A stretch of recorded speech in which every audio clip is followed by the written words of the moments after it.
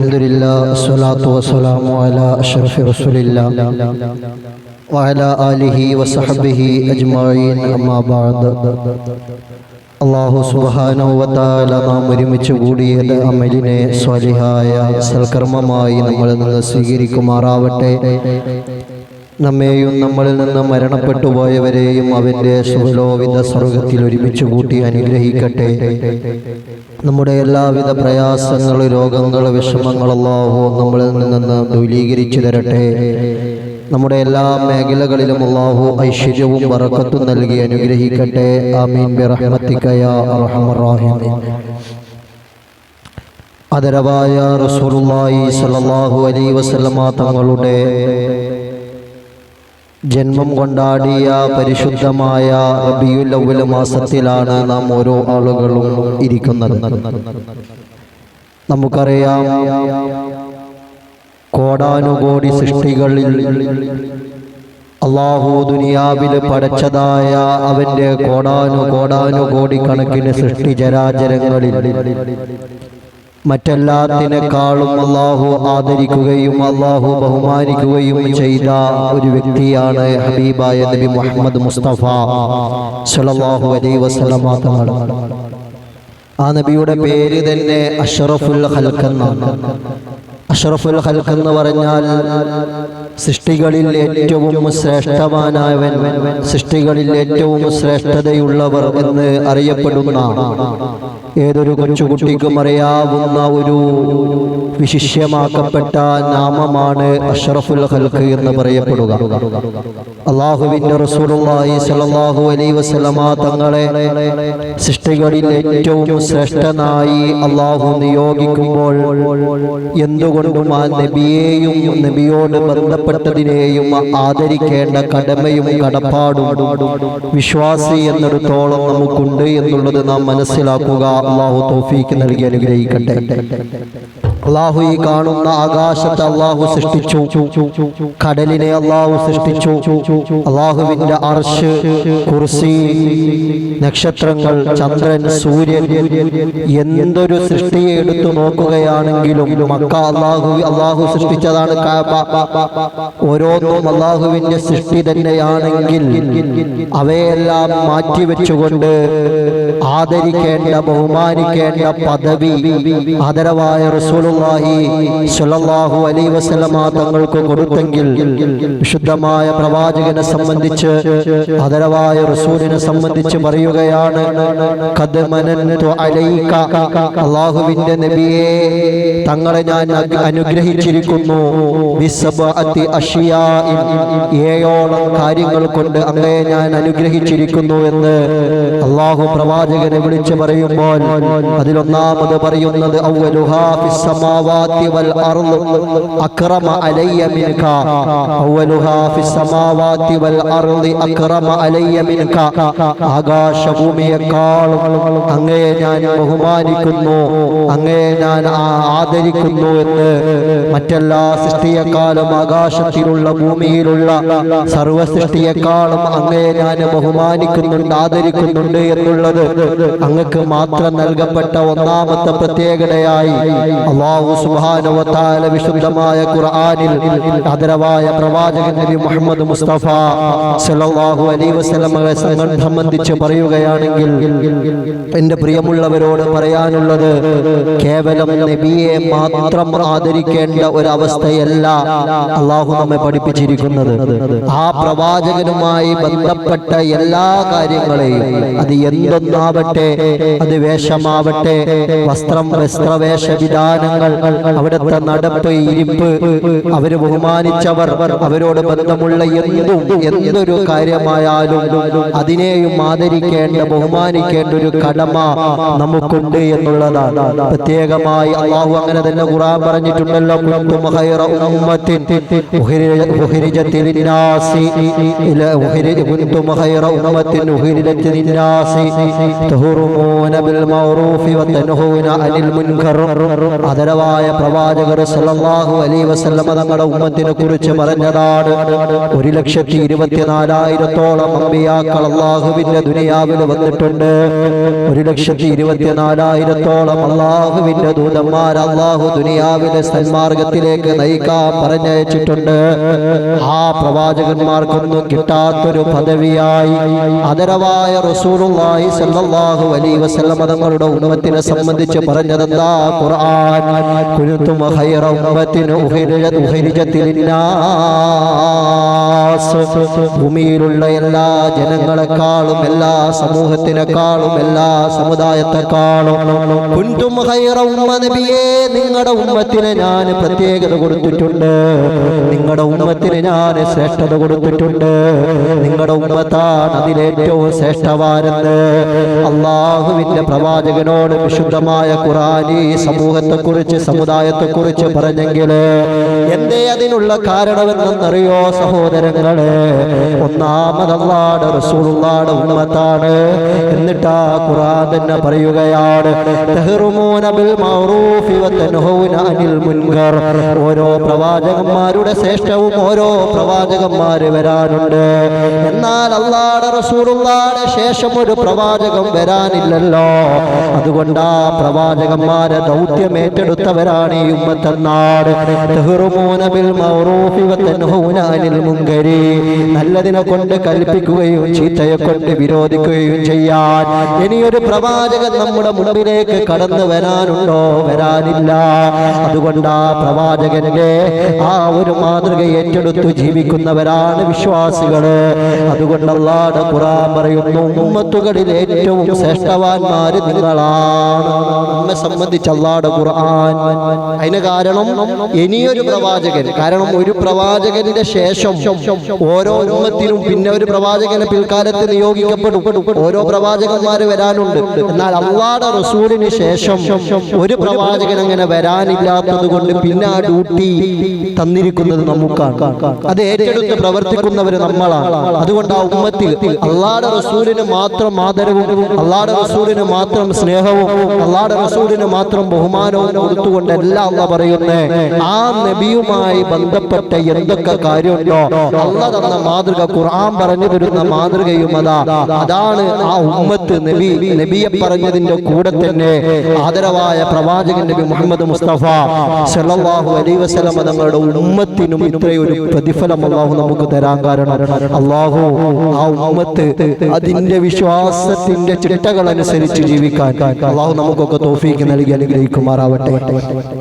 അല്ലാഹു നമുക്ക് തൗഫീഖ് നൽകി അനുഗ്രഹിക്കുമാറാവട്ടെ. എന്തൊരു കാര്യം നബിയായിട്ട് ബന്ധപ്പെടുത്ത മക്ക നാടുകളിൽ ഏറ്റവും നല്ലതല്ലേ? ഖൈറുൽ ബിലാദ്, നാടുകളിൽ ഏറ്റവും നല്ല നാട് അത് മക്കയാണ്. കാരണം എന്താ? അല്ല, പ്രവാചകൻ ജന്മം കൊണ്ടത് മക്കയിലായതുകൊണ്ടാണ്. പിന്നെയോ മക്ക കഴിഞ്ഞാലോ അതിന്റെ തൊട്ടതായിരിക്കുന്ന മറ്റൊരു അത്രയും ശ്രേഷ്ഠതയുള്ള ഒരു പ്രദേശം ഏതാണ്? അത് മദീനയാണ്. അതിന്റെ കാരണം എന്താ? ആദരവായ റസൂലുള്ളാഹി സ്വല്ലല്ലാഹു അലൈഹി വസല്ലം തങ്ങളുടെ തിരുശരീരം മറവിട്ട് കിടക്കുന്നത് ആ മദീനയിലാണ്. ഇനി മറ്റൊന്ന് ഖുർആൻ, തൗറാത്ത്, സബൂർ, ഇഞ്ചീൽ ഒക്കെ നമ്മുടെ ഭൂമിയിൽ വന്ന ഗ്രന്ഥങ്ങളാണ്. ഏറ്റവും ശ്രേഷ്ഠം അല്ലാഹുവിന്റെ ഖുർആൻ പറയുന്നു, ഖൈറുൽ കലാമി കലാമുല്ലാഹ്. അല്ലാഹുവിന്റെ സംസാരങ്ങളിൽ ഏറ്റവും എല്ലാം അല്ലാഹുവിന്റെ വേദഗ്രന്ഥം എങ്കിൽ അല്ലാഹുവിന്റെ സംസാരങ്ങളിൽ ഏറ്റവും ശ്രേഷ്ഠം, ഏറ്റവും നല്ല ഗ്രന്ഥം, ഏറ്റവും ഖൈറായ ഗ്രന്ഥം അത് വിശുദ്ധ ഖുർആനാണെന്ന് പരിശുദ്ധമായ ഖുർആനിൽ അല്ലാഹ് തന്നെ വിളിച്ചു പറയാണ്. അതിന്റെ കാരണം എന്താ? അതും അല്ലാഹുവിന്റെ പ്രവാചകന് നൽകിയതാ. നബി മാത്രമല്ല, നബിയോട് ബന്ധപ്പെട്ട ഓരോന്നിനും അല്ലാഹു ശ്രേഷ്ഠത കൊടുത്തിട്ടുണ്ട് എന്നുള്ളതാണ്. എത്രത്തോളം അള്ളാഹുവിന്റെ റസൂലുള്ളാഹിയുടെ പേര് പോലും നമ്മൾ മനസ്സിലാക്കണം. മുഹമ്മദ് അത് കേവലം അല്ലാഹുവിന്റെ റസൂലുള്ളാഹിയുടെ പ്രിയപ്പെട്ട ബാപ്പ അബ്ദുള്ളയും പ്രിയപ്പെട്ട മാതാവ് ആമിന ബീവിയും കൂടെ കൂടിയിട്ട് അവര് ആലോചിച്ചിട്ട പേരൊന്നുമല്ല. അവർക്ക് ഇൽഹാം സ്വപ്നത്തിൽ അല്ലാഹു അറിയിച്ചു കൊടുത്തതാണ് മുഹമ്മദ് എന്ന് പേരിടണം എന്നുള്ളത്. കാരണം എന്താണ്? ശക്കലഹു മിൻ ഇസ്മിഹി കയ്യുജില്ലഹു ഫദുൽ അർശി മഹ്മൂദു വഹാദാ മുഹമ്മദു. ആടെ റസൂലുള്ളാഹിയുടെ പേരിന്റെ മഹത്വമാണ്, അല്ലാഹുവിന്റെ ഹബീബിന്റെ പേരിന്റെ മഹത്വമാണ്. ശക്കലഹു അല്ലാഹു അടർത്തിയെടുത്തിരിക്കുന്നു മിൻ ഇസ്മിഹി, ആ നബിയുടെ ആ പിള്ളാടെ പേരിൽ നിന്ന്. കൈയുജില്ലഹു ബഹുമാനം കിട്ടാൻ വേണ്ടി, ആദരവ് കിട്ടാൻ വേണ്ടി.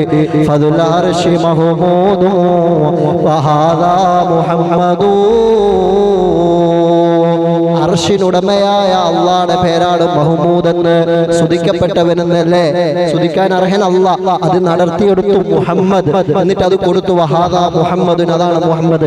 അത് കൊടുത്തത് ഇൽഹാമിൽ ആമിന ബീവിക്ക് അറിയിച്ചു കൊടുത്തത് ആദരവായ പ്രവാചകൻ നബി മുഹമ്മദ് മുസ്തഫ സല്ലല്ലാഹു അലൈഹി വസല്ലം തങ്ങൾക്കിടാൻ വേണ്ടിയിട്ടാണ്. അപ്പൊ ഇത്രത്തോളം അള്ളാഹു പ്രവാചകനെ ആദരിക്കാൻ തെരഞ്ഞെടുത്തെങ്കിൽ എല്ലാ മേഖലകളിലും മറ്റു പ്രവാചകന്മാരുടെ കാര്യങ്ങളൊക്കെ ഒന്ന് എടുത്ത് പരിശോധിച്ചു നോക്ക്, മറ്റ് അംബിയാ മുർസലുകളുടെ കാര്യങ്ങളൊക്കെ ഒന്ന് എടുത്ത് പരിശോധിച്ചു നോക്ക്. മൂസ നബി അലൈഹി വസ്സലാത്തു വസ്സലാം അള്ളാഹുവോട് സംസാരിച്ച കലാമുല്ലാഹി മൂസ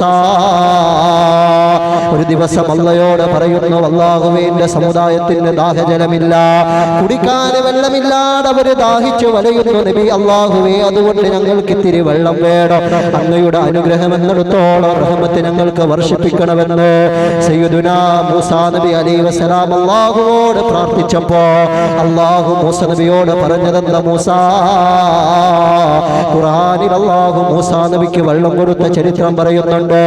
നിങ്ങളുടെ കയ്യിലിരിക്കുന്ന വടി കൊണ്ട് തൊട്ടടുത്ത പാറയിലടിക്കണം മൂസാ. മൂസാ നബി അലൈഹി വസല്ലം പാറയിലടിക്കുകയാണ്. ആ പാറയതാ ചിന്ന ഭിന്നമായി കഷ്ണങ്ങളാവുകയാ.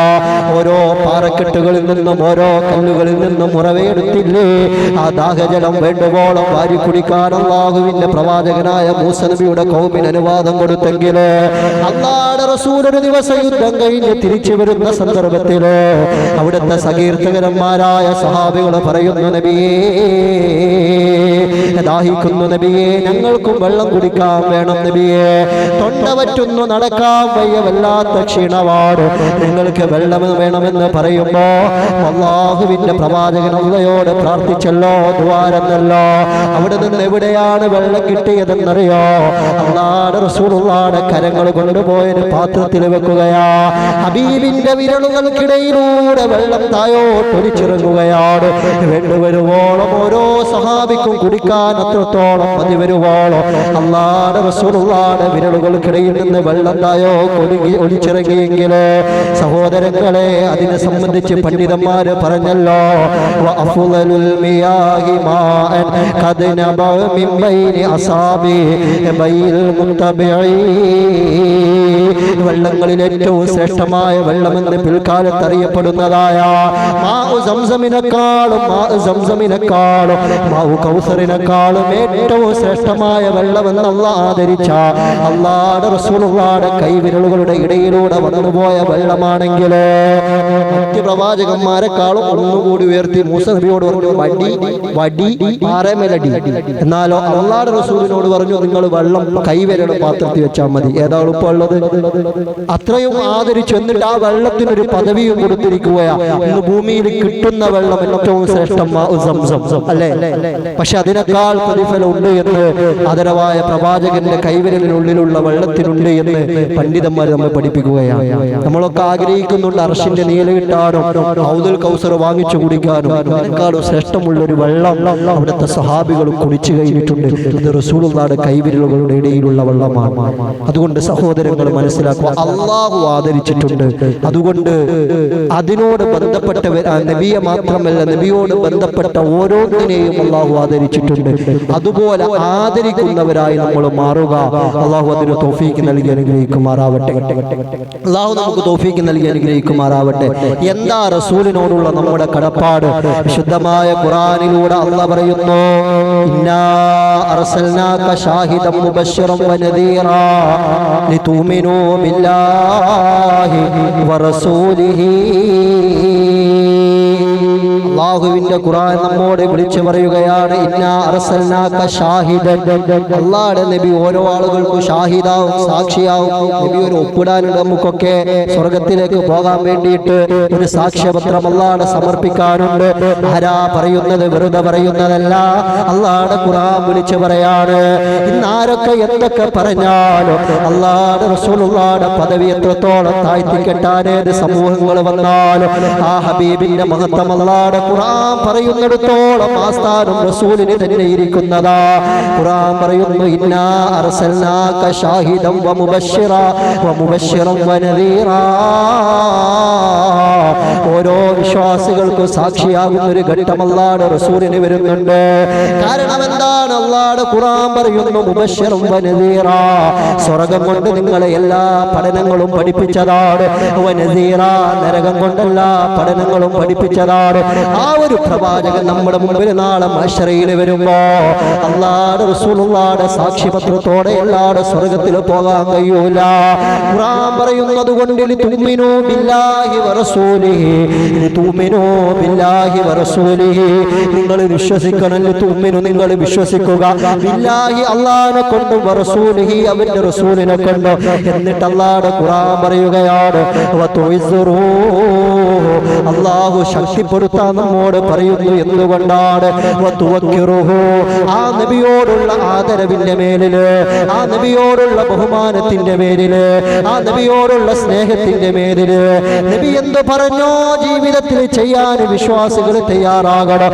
നബി എന്താണോ കൽപ്പിച്ചത് അക്ഷരം പ്രതി അനുധാവനം ചെയ്യാൻ നമ്മളെ കൊണ്ട് സാധ്യമാകണം. സഹോദരങ്ങളെ, ചിന്തിച്ചു നോക്കുക. ഇന്ന് നമ്മൾ ഒരാളെ ഇഷ്ടപ്പെടുകയാണ്, എന്നാലോ നമ്മൾ പറയുന്നതൊന്നും അയാൾ കേൾക്കുന്നില്ല. നമ്മുടെ ഇഷ്ടം അവിടെ നിലനിൽക്കുവോ? ഒരാൾ നമ്മളോട് വല്ലാത്ത ഇഷ്ടമാണ്, അയാൾ പറയുന്നതൊന്നും നമ്മൾ കേൾക്കുന്നില്ല. എവിടെയും അയാളെ താഴ്ത്തി കെട്ടാനല്ലാതെ നമ്മൾ നോക്കുന്നില്ല. ഈ രീതിയിൽ ആ സ്നേഹബന്ധം മുന്നോട്ട് പോവോ? അവര് പിന്നെ നമ്മളെ സ്നേഹിക്കാനിരിക്കോ? അവര് പിന്നെ നമ്മളെ ബഹുമാനിക്കാനിരിക്കോ? അവര് നമുക്ക് ഓഫറുകൾ തരാനിരിക്കോ? അവര് നമ്മളെ സഹായിക്കാനിരിക്കോ? ഇതേ ഒരു സ്നേഹത്തിന്റെ സിമ്പൽ അല്ലാഹുവിന്റെ റസൂലിനോട് നമുക്ക് കൊണ്ടുവരിക. അല്ലാഹുവിന്റെ ഹബീബിന്റെ ഖുർആൻ വിളിച്ചു പറയുന്നു, റസൂലുള്ളാഹിയുടെ റസൂലിനെ സംബന്ധിച്ച് സാക്ഷിയായി, സ്വർഗ്ഗത്തിന് സാക്ഷിയായി നബി നിൽക്കണോ? അള്ളയെ കൊണ്ട് വിശ്വസിക്കുക, നബിയെ കൊണ്ട് വിശ്വസിക്കുക. എന്നിട്ടോ അവിടുത്തെ ആദരവിനെ നിങ്ങൾ ശക്തിപ്പെടുത്തുക, അവിടുത്തെ ബഹുമാനത്തെ നിങ്ങൾ ശക്തിപ്പെടുത്തുക. എന്നിട്ട് പറയുന്നു, വതുസബ്ബിഹൂഹു ബുക്റതൻ വഅസീലാ, അവിടുത്തെ മദ്ഹുകൾ വല്ലാതെ ഏറ്റി പറയണമെന്നാണ്. ഇന്ന് നബിയുടെ മദ്ഹ് പറയുന്നത് ദുരാചാരമെന്ന് പറയുന്നവരോട്, ഇന്ന് ഹബീബിന്റെ മൗലിദ് ചൊല്ലുന്നവർ കാഫിറാണെന്ന് വിളിച്ചു പറയുന്ന മുസ്ലിം തൊപ്പിയിട്ട മുല്ലാക്കമാര് സഹോദരങ്ങളെ നാട്ടിലുടലെടുക്കുമ്പോൾ അവരോട് നമുക്ക് പറഞ്ഞു കൊടുക്കാനുള്ളത്, അറിയില്ലെങ്കിൽ ഖുർആൻ പഠിക്കണോ, അറിയില്ലെങ്കിൽ ഹദീസുകൾ പഠിക്കണോ, അറിയില്ലെങ്കിൽ അല്ലാഹു വിളിച്ചു പറഞ്ഞ വചനങ്ങളെ കുറിച്ചൊന്ന് വല്ലാതെ കീറി മുറിച്ച് പരിശോധിക്കണോ. എന്നിട്ട് നാവിട്ടലക്കണോ, എന്നിട്ട് സമൂഹത്തിന് മുമ്പിൽ പറഞ്ഞു കൊടുക്കണോ. താൻ ഒറ്റയ്ക്ക് ഇജ്മാഅ് ചെയ്തിട്ട് അതാണ് പണ്ഡിതന്മാരുടെ അഭിപ്രായമെന്ന് പറഞ്ഞുകൊണ്ട് പാവപ്പെട്ടൊരു സമൂഹത്തെ പൊട്ടന്മാരാക്കുമ്പോ അല്ലാഹുവിന്റെ റസൂലുള്ളാഹിയുടെ മദ്ഹുകൾ പറയാൻ ഇത്രത്തോളം ആദരവ് അല്ലാഹു കൊടുത്തിരിക്കുന്ന, ഇത്രത്തോളം ബഹുമാനം അല്ലാഹു കൊടുത്തിരിക്കുന്ന, ഇത്രത്തോളം പദവികൾ അല്ലാഹു കൊടുത്തിരിക്കുന്ന ഈ ഒരു പ്രവാചകന്റെ ജന്മദിനമല്ലാതെ ആരുടെ ജന്മദിനമാണ് ദുനിയാവിൽ നമുക്ക് ആഘോഷിക്കാൻ പറ്റാ? ഈ ഒരു ദിവസമല്ലാതെ ആരുടെ ജന്മദിനം കൊണ്ടാടാനാണ് നമുക്ക് കഴിയുക? ഈ ഒരു സമയമല്ലാതെ ആരുടെ സമയം സന്തോഷിക്കാണ് നമുക്ക് കഴിയുക? ലോകത്ത് കാണുന്ന ഖുർആൻ പറഞ്ഞല്ലോ, ആകാശമല്ല ഭൂമിയല്ല നബിയെ, അതിലുള്ള സർവ്വമാന സൃഷ്ടി ചരാചരങ്ങളെക്കാൾ അങ്ങേ ഞാൻ ആദരിക്കുന്നുണ്ട് നബിയേ, അങ്ങേ ഞാൻ ബഹുമാനിക്കുന്നുണ്ട് നബിയേ. ഖുർആനിന്റെ മറ്റൊരു വചനം കൂടി ഞാൻ പരിചയപ്പെടുത്താം. അല്ലാഹുവിന്റെ റസൂലിനെ സംബന്ധിച്ച് പറഞ്ഞല്ലോ, ഇന്നല്ലാഹ വ മലായികതഹു യുസല്ലൂന അലൻ നബി യാ അയ്യുഹല്ലദീന ആമനൂ സല്ലൂ അലൈഹി വസല്ലിമൂ തസ്ലീമാ. അല്ലാഹു പറയുന്നു ഇന്നല്ലാഹ വ മലായികതഹു, അല്ലാഹുവും അവന്റെ മലക്കുകളും യുസല്ലൂന അലൻ നബി, നബിയുടെ മേൽ സ്വലാത്ത് ചൊല്ലുന്നു, അല്ലെങ്കിൽ നബിയുടെ മേൽ സ്വലാത്ത് ചെയ്യുന്നു. അല്ലാഹു പറയുന്നു ഞാനും എൻ്റെ മലക്കുകളും അത് ചൊല്ലുന്നുണ്ട്, അല്ലെങ്കിൽ ചെയ്യുന്നുണ്ട്. അതുകൊണ്ട് യാ അയ്യുഹല്ലദീന ആമനൂ, ഓ സത്യവിശ്വാസികളെ നിങ്ങളോ യുസല്ലൂന യാ അയ്യുഹല്ലദീന ആമനൂ സല്ലു അലൈഹി വസല്ലിമൂ തസ്ലീമാ. നിങ്ങളും സഹോദരങ്ങളെ നിങ്ങളും അത് ചെയ്യണമെന്ന്, സത്യവിശ്വാസികളെ നിങ്ങളും അത് ചെയ്യണമെന്ന് ഓരോ വെള്ളിയാഴ്ച ദിനങ്ങളും ഓരോ മിമ്പറുകളും വിളിച്ചു പറയുന്നുവെങ്കിൽ സഹോദരങ്ങളെ, ഈ റസൂലുള്ളാഹിയുടെ മീലാദ് നമുക്ക് ആഘോഷിക്കാൻ അവകാശമില്ല. മിനിമം ഒന്ന് നമ്മൾ ചിന്തിക്കുക, അല്ലാഹ് തന്ന അഖിലിലൊന്ന് വിലയിരുത്തുക. ആ ഹബീബിന്റെ മദ്ഹ് പാടാൻ നമുക്കല്ലാതെ മറ്റാർക്കാണ് അവകാശമുള്ളത്? അത് പാടിയില്ലെങ്കിൽ എന്താണ് നമ്മൾ ചെയ്യുന്നത്? എന്ത് സ്നേഹമാണ് നമ്മൾ കൊടുക്കുന്നതെന്നൊന്ന് നമ്മൾ മനസ്സിലാക്കുക. അല്ലാഹുവേ, അതിനുള്ള തൗഫീഖ് നൽകണമല്ലാ. അതിനുള്ള തൗഫീഖ് നൽകട്ടെ. അതാണ് നമുക്ക് വേണ്ടത്. ആരെങ്കിലും എന്തെങ്കിലും വിവരമില്ലാത്തവരെന്തും പറഞ്ഞോട്ടെ, ഒന്നും പ്രശ്നമില്ല. ഖുർആൻ പറഞ്ഞു ബുക്റത്തം വഅസീല, കൊണ്ടുവാ നിങ്ങൾ ചൊല്ലിക്കോ. മദ്ഹുകളെല്ലാം പറയാം. അത് കഴിഞ്ഞത് മാത്രമല്ല, നമുക്ക് ഇനിയും കൂട്ടി പറയാൻ പറ്റുമോ? നബീനെ കുറിച്ച് പറഞ്ഞോ, പ്രശ്നമില്ല. അത് അല്ലാഹുവിന്റെ ഹബീബിനെ പുകഴ്ത്തുന്നതാണ്, ഹബീബിനെ സ്നേഹിക്കുന്നതാണ്, അവരോടുള്ള ഇഷ്ടം കൊണ്ട് പറയുന്നതാണ്. അതിന് ഖുർആൻ വേണോ? അതിന് ഖുർആനിൽ തെളിവ് പറയാതെ അങ്ങനെ ഒരാളെ പുകഴ്ത്താൻ പറ്റൂല എന്ന് പറയും. ഇപ്പൊ നമ്മൾ ഒരാളെ ഇഷ്ടപ്പെടുന്നു, നമ്മൾ പറയാം അയാൾ നല്ല സ്വഭാവമാണ്, അയാൾ ഖുർആൻ പറഞ്ഞിട്ടാണോ പറയുന്നത്? ആണോ? ഒരാളെ സ്നേഹിക്കും, അയാൾ ഒരുപാട് സഹായിക്കും, നല്ല മനസ്സിന്, വിശാലമായ മനസ്സിനോട് അങ്ങനെ പറയാൻ പറ്റൂല. ഖുർആൻ പറഞ്ഞാലേ പറയാൻ പറ്റൂന്ന് പറയാൻ പറ്റുമോ? അല്ലാഹുവിന്റെ റസൂലിനോടുള്ള സ്നേഹം അതിർവരമ്പുകളില്ലാതെ ഓരോ വിശ്വാസികളും കൊടുക്കേണ്ട വിധത്തിൽ നമ്മൾ കൊടുക്കണം. അത് നാവ് കൊണ്ട് പറഞ്ഞാവട്ടെ, കൽബ് കൊണ്ട് സ്നേഹിച്ചാവട്ടെ, പ്രവർത്തനങ്ങൾ കൊണ്ട് ചെയ്താവട്ടെ, ഏത് രീതിയിലും അത് നടക്കാം. അതിനൊരു തെറ്റുമില്ല. പക്ഷെ അതിൽ ഹറാമ് കടന്നു വരാൻ പാടില്ല.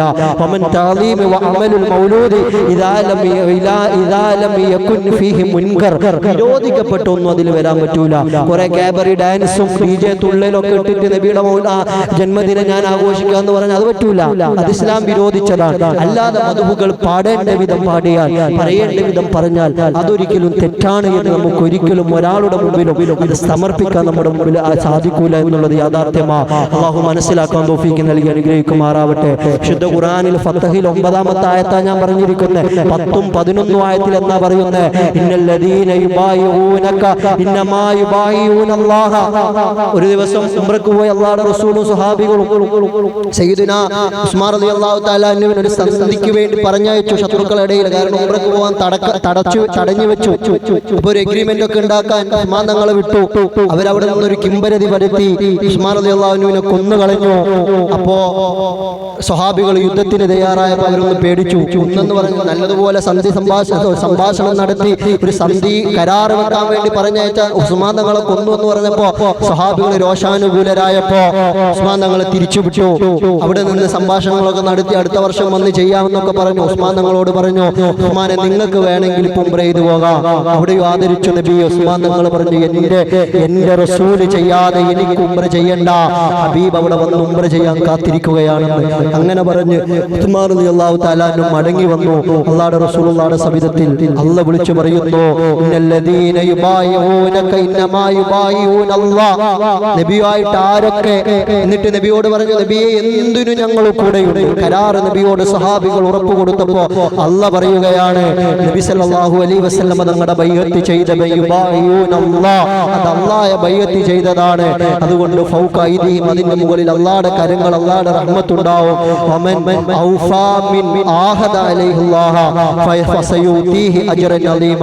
ഖുർആൻ പറയുന്നു, ഈ കരാർ ആരെങ്കിലും പൂർത്തീകരിച്ചാൽ, നബിയോടൊപ്പം നിൽക്കുന്നവരായാൽ, അല്ലാഹുവിന്റെ ഹബീബിനോട് ചേർന്ന് നിൽക്കുന്നവരായാൽ, അല്ലാഹുവിന്റെ റസൂലിനോടുള്ള സ്നേഹം ശക്തിപ്പെടുത്തുന്നവരായാൽ, അല്ലാഹുവിന്റെ ഹബീബ് പറഞ്ഞു തന്ന കാര്യങ്ങൾ ജീവിതത്തിൽ ചെയ്യുന്നവരായാൽ, അല്ലാഹുവിന്റെ ഹബീബിനോടുള്ള കരാറുകൾ മുഴുവനും പാലിക്കുന്നവരായാൽ, വമൻ ഔഫാ ബിമൻ ആഹദ അലൈഹില്ലാഹ്, അല്ലാഹുവോടുള്ള കരാർ മുഴുവനും പാലിച്ചവനാണ്. ഫസയൂതീഹി അജ്റൻ അലീമ, വന്നമായ പ്രതിഫലങ്ങളുടെ കൂമ്പാരം അവൻ അല്ലാഹു സമ്മാനിക്കുമെന്ന് സൂറത്തുൽ ഫതഹിൽ 11-12 ആയത്തുകളിലൂടെ അല്ലാഹു തന്നെ വിളിച്ചു പറയുമ്പോ, ഇനി എന്താ നബിയെ കുറിച്ച് നമുക്ക് പറയാനുള്ളത്?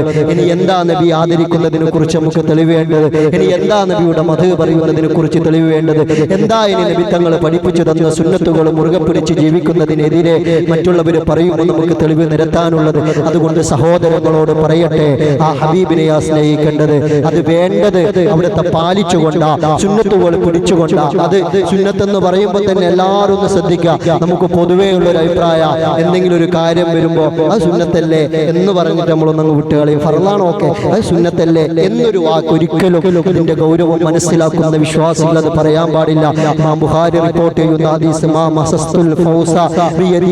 അല്ലാഹുവേ ഇമാം ബുഖാരി തങ്ങൾ പറയുന്നു, ഫമൻ റൈബ അൻ സുന്നത്തി ഫലൈസ മിന്നി.